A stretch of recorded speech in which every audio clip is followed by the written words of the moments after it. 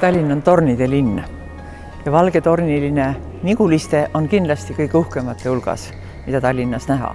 Täna kuulub endine kirikuhoone Eesti Kunstimuuseumile ja hoiame siin Eesti kindlasti kõige väärtuslikumat kunstiteoste hulka. Aga meil oli unistus ja see unistus oli selline, et miks mitte ei võiks meie tornis olla üks lift, mis viib inimesi üles vaateplatvormile, kus meie ise ja meie külalised saaksid heita pilgu ja ma arvan, et kõige ilusama pilgu Tallinna vanalinnale.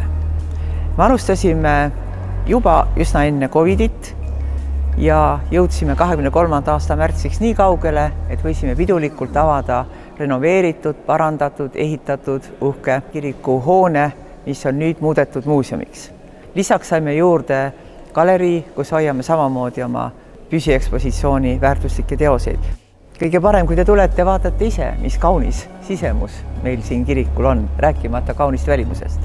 Meie kandideerisime Tallinna ettevõtlusauhinnale ja kui teil on häid ideid, kas juba paberil või juba ehituses, tehke seda sama.